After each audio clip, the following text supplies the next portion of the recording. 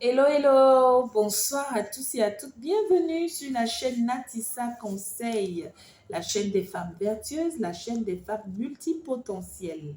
Je suis Barakissa Fofana et sur cette chaîne, mon rôle c'est de t'aider à réussir ta vie familiale, mais aussi à développer tout le potentiel que Dieu a mis en toi. D'accord? Aujourd'hui, je voudrais aborder la question d'un dysfonctionnement émotionnel dont toutes les femmes souffrent pour la majorité. Mais ne vous inquiétez pas, nous avons trouvé la clé et je voudrais partager ça avec toi, ok? Avant ça, je veux te raconter l'histoire pour que tu comprennes un peu de quoi il s'agit. Alors, il y a environ 2 mois, un mois, j'ai fait la connaissance d'une dame via Internet qui m'a contactée et qui me racontait ses problèmes, les difficultés qu'elle avait dans son foyer. Et sur la base de ce qu'elle me disait, elle disait qu'elle avait raison, en tout cas, selon ce qu'elle m'a raconté. Et elle est allée à 3 reprises demander pardon à son mari, mais son mari était stoïque, il ne voulait rien savoir. Voilà, il ne voulait rien entendre, il était ferme sur sa décision et tout, jusqu'à ce qu'elle me rencontre et que je lui dise, bon, ok, tu as demandé pardon à 3 reprises, il n'a rien voulu savoir, reste maintenant dans ton coin et attends que les choses se fassent de lui-même, ok? Mais en attendant, tu vas en prière, voici les stratégies que je partage avec toi, d'accord? Tout va bien se passer, ne t'inquiète pas, ça va se rétablir. Elle me fait, ok, merci et tout. 2 jours après, elle me recontacte, elle me raconte encore la même histoire qu'elle m'avait racontée, les mêmes choses qu'elle m'avait dites il y a 2 jours. Elle revient là-dessus, elle raconte. Je fais, ok. C'est vrai que bon, quand on commence à prier, c'est pas le premier jour qu'on voit l'exaucement, même si Dieu déploie en même temps ses anges, mais dans le naturel, c'est pas le premier jour en même temps là que tu vas voir les résultats. Je dis, je comprends qu'elle soit impatiente. Je l'ai écoutée et je lui ai redonné encore les stratégies, lui demandant d'aller pratiquer. Et je lui ai même donné un délai, lui disant qu'au bout de 2 semaines, tu viendras me dire ici ce qui s'est passé. Tu vas témoigner, toi, sois juste patiente et va pratiquer ce que j'ai partagé avec toi. Les amis, 2 jours après encore, elle revient avec les mêmes questions, les mêmes propos, la même attitude. Je dis, bon, toi, je t'arrête tout de suite parce que tu deviens saoulante, tu deviens agaçante. Je n'en pouvais plus parce que c'est pas possible. Et je lui ai même dit, je comprends l'attitude de ton mari, en fait. Les hommes n'aiment pas les femmes qui sont en mode victimes, qui sont tout le temps en train de quémander l'attention de leur époux, tout le temps en train de, voilà, quémander leur amour, quémander leur affection. Non, les hommes n'aiment pas ça. Ça fait fuir les hommes, au fait. Et ça, c'est un dysfonctionnement.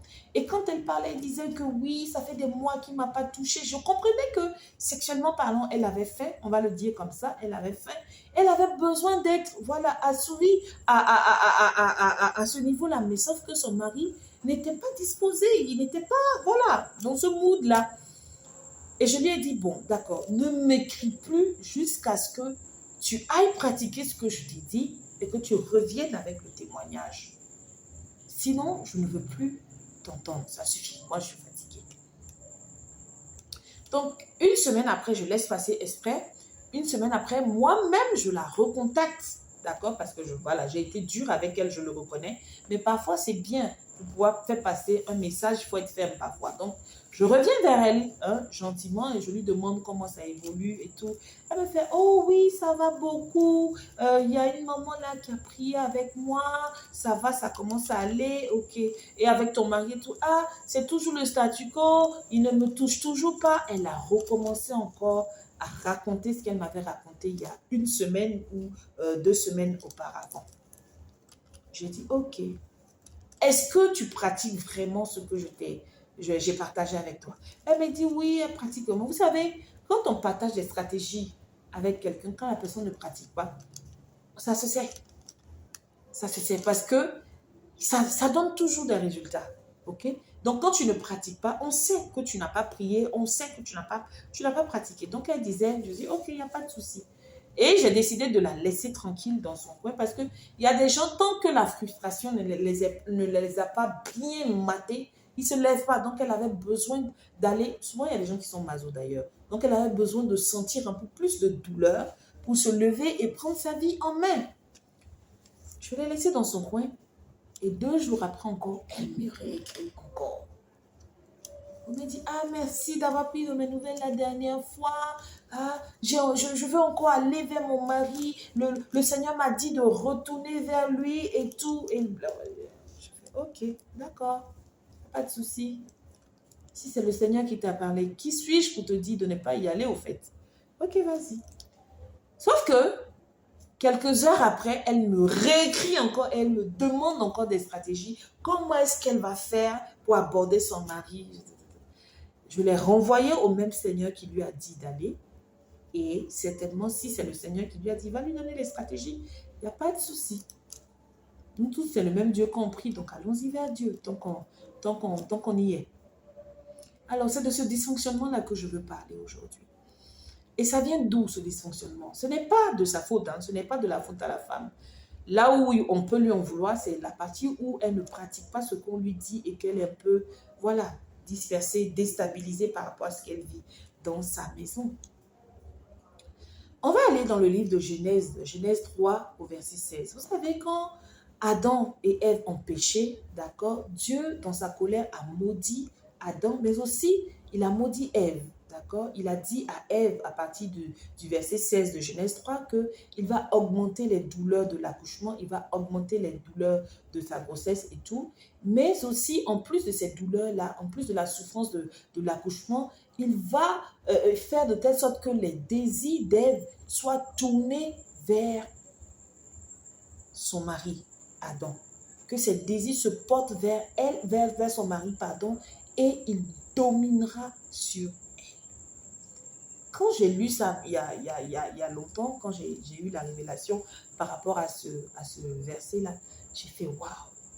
J'ai dit, mais Dieu, donc ça veut dire qu'avant que tu ne te mettes en colère, avant la chute d'Adam et Ève, mais les femmes étaient vraiment traitées comme des reines, au fait. Elles n'avaient pas besoin de quémander l'amour. Son mari l'aimait naturellement.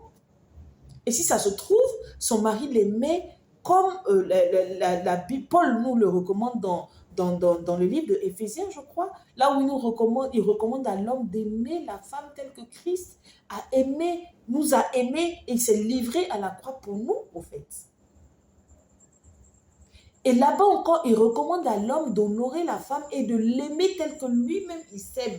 Donc ça veut dire que dans l'Ancien Testament, avant la chute, mais on était comblé, Ève était comblée d'amour de la part de son mari, d'affection, de tendresse, de son attention et tout.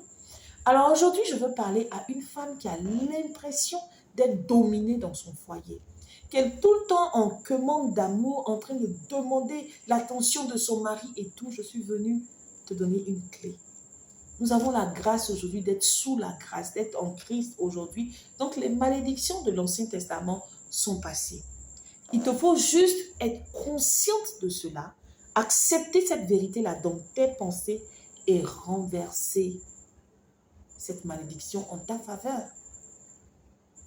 Je ne vais pas entrer dans tous les détails ici parce que je suis aussi suivie par mon époux qui suit de temps en temps mes vidéos.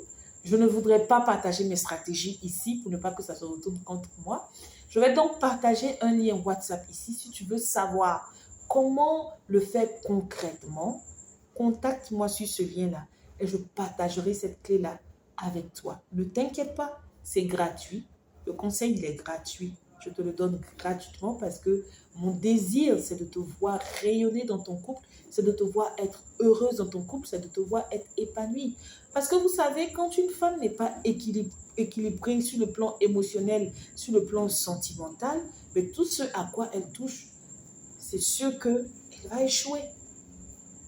Elle va échouer. Et je sais de quoi je parle. Elle va échouer. Regardez toujours dans le livre de Genèse. C'est quand il y a eu le dysfonctionnement émotionnel du côté de Ève qu'on a assisté à la première bagarre familiale entre ses enfants. Elle a un de ses fils qui allait tuer un autre de ses frères, au fait. Tu as vu? Tellement que toute ton attention est portée sur ton mari, tu n'as pas le temps de t'occuper, de te concentrer sur tes enfants aussi. Et là, c'est dangereux. Si Ève était équilibrée sentimentalement, à cette époque-là, mais elle aurait vu le mal qui est rentré dans sa maison à travers son fils Caïn, je crois, qui a tué Abel. Elle aurait vu. D'accord? Donc, je parle de cette clé-là parce qu'il est très important pour nous, femmes, d'être équilibrées émotionnellement, d'être équilibrées sur le plan sentimental avant d'entreprendre quoi que ce soit, au fait. Imaginez quand une femme est amoureuse et qu'elle est déstabilisée, elle a la nourriture au feu, la nourriture peut cramer dans sa maison. La nourriture crame. Qu'est-ce qui se passe? Ses idées sont ailleurs. Elle est concentrée sur son mari. D'accord? Donc aujourd'hui, je suis venue partager cette clé-là avec toi. Tu as le pouvoir. Tu as la capacité de renverser la donne. Je ne dis pas que aimer son mari, ce n'est pas bien. Je dis juste que pour rééquilibrer les choses, aime ton mari et sois équilibré. Ok? La Bible nous dit bien que Dieu recommande à l'homme d'aimer sa femme tel que Christ a aimé l'Église et qui s'est livré pour nous. Il a payé un prix. Donc, tu dois avoir un époux qui est tout le temps en mode « je paye un prix pour ma femme ». Tu dois sentir l'effort supplémentaire qu'il fait pour te rendre heureuse, au fait. Ce n'est pas à toi, reine. C'est toi la reine, au fait. Ce n'est pas à toi de tout le temps en train de chercher à savoir s'il t'aime. Non, non, non, non, non, non. La clé, je te la partage aujourd'hui. Cherche à renverser plutôt cette malédiction. Nous sommes sous la grâce en Christ et nous pouvons renverser la donne de telle sorte que les désirs de nos époux soient tournés, se portent vers nous. Ça veut dire que si sur une échelle de 10, ton mari t'aime, il doit t'aimer au moins sur 20 sur 10 et toi tu l'aimes à 10 sur 10. Reste équilibré. C'est comme ça que Dieu t'a créé au fait. Mais tu subis, ton mari te domine sentimentalement parlant parce que tu es encore sous la malédiction de l'Ancien Testament. Et il faut juste que tu sortes de là. C'est tout. Si tu sors de là, au niveau de tes pensées, tu vas voir que tout va suivre. Contacte-moi et je te partagerai les stratégies. Tu es né pour réussir ta vie. Que ta lumière luise. Que ton foyer soit harmonieux. En fait, c'est mon cri ces derniers temps de voir les femmes épanouies, éclore comme des roses, au fait. Parce que oui, nous sommes des reines. D'accord? Sur ce, je vous encourage à vous abonner, d'accord? À partager la vidéo, à activer la cloche là, d'accord? Pour ne pas manquer toutes les nouvelles vidéos que je partage avec vous chaque semaine. Que Dieu vous bénisse. Bye bye.